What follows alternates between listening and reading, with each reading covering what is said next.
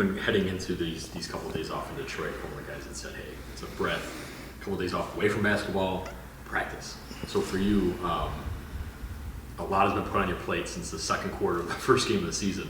How needed were these couple games mentally, physically for you? A couple of days off of me? Yeah. It was great, man. I got to, after the Detroit game, I stayed back home, got to see my family a little bit, kick my mom's. Just chilling, bro. So just to get off your feet for a couple of days and just reset and relax, not really have to worry about basketball, the toll that it takes on your body. It was good, though. Well needed for sure.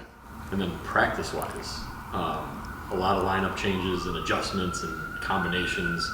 How nice was it to get working in that way instead of just having to play a game and maybe figure stuff out? Yeah. Just the reps. Reps is the best experience. So, like you said, different lineups, different groups, and then being able to get up and down a little bit today. It was all good. So we got another one tomorrow. So we just got to make the most of it. Feels like a nice kind of spot to collect your thoughts and kind of think about maybe what the first quarter of the season looked like for you personally. Just what kind of stands out to you about what you were able to do and what going forward you want to do? I just want to keep growing, keep expanding, man. You can't be content. It's not probably what I expected it was going to be at the beginning of the year. I don't think nobody did, but works out how it's supposed to work out. So I'm blessed and favored to be in this position. So I just got to keep growing and keep getting better.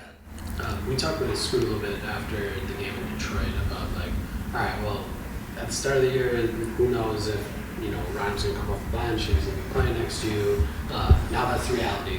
How do you maybe help Ryan through this, going from you're the main guy, you're going to have the ball all the time when Giannis is out, to, all right, now you're going to play next to Scoot. What have you kind of seen and learned maybe in these, I think it's only 3 or 4 games, but what have you learned already in playing next to Scoot and how you might be able to do that?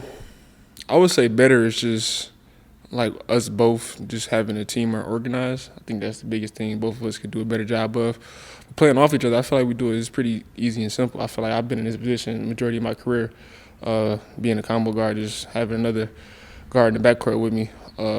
So I'm kind of used to it. So it's great for it, though. We're both dynamic, both can do a lot of good things with the ball. So just playing off each other, him bringing it up. Sometimes I bring it up, and just driving kicks, creating offense for each other and everybody else on the team. I think it's pretty easy. So I think just like I said, experience and reps is the best teacher. So the more we do that, I think the better it will be for sure.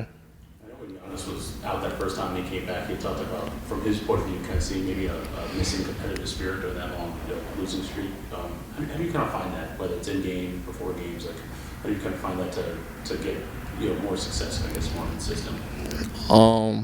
To each his own. Honestly, everybody has their different triggers, but I think everybody's got to find that trigger, whatever it is, for them. Just find that competitive spirit and just come out and try to get a win. So, like I said, everybody's thing is different, but everybody's got to figure out what it is for themselves and bring it to the game when it's game time.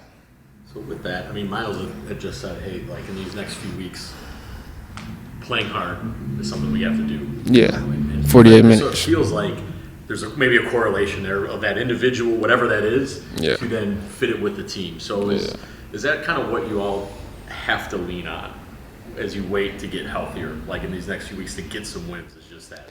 Yeah, I just feel like we have to put a full 48 minutes of a game together of playing hard, playing the right way, moving the ball, and not having spurts and droughts in our games. I feel like that's the biggest key.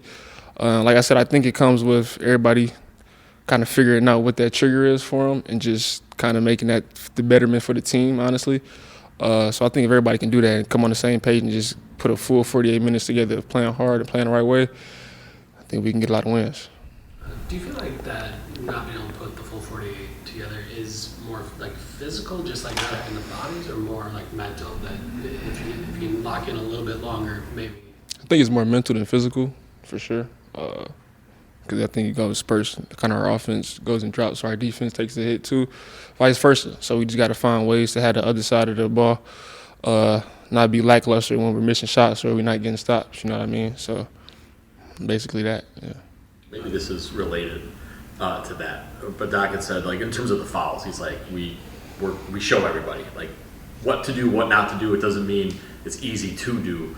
I just think that Detroit, at pregame, he's we can't foul 3-point shooters, and then I think in the first foul somebody. So I guess how when you guys are going through that film and those reviews of that, and then you're in the game, what's I don't know, is it just the speed? Is it inherent aggressiveness? Like where? Yeah, kind of just adrenaline. Then you in the game. And I think sometimes too, like when you make a mistake on the other end, you try to do a little bit more effort on the other end to recover and make up for that. And for that play, an example, I think I shot a bad shot before that, and then I came back down, was trying to get a good contest on a good shooter. And then it was a foul. So you got to be smart in those situations, especially me. Everybody really, but especially me. So yeah. There's a lot of you guys on this team that are really like proud defenders. I think you, Miles, Scoot, like guys that really take a lot of pride in their defense. How do you feel like you guys can put it all together to be a better defensive team? It's a great question. I think just being on one accord and like just having our own, I wouldn't say our own agenda, but just being on one accord, because situations could be a lot thrown at us with the defensive coverage and stuff like that. But just us coming to one, knowing what we're going to do, knowing how we're going to play, and knowing personnel too. I think that's a big key. So just putting those things together. A lot of times you kind of hear like defense on string, I guess. Like how does that develop? How do you kind of develop like where it's like, oh, that this person's going to be? Yeah. Like how do you kind of develop that?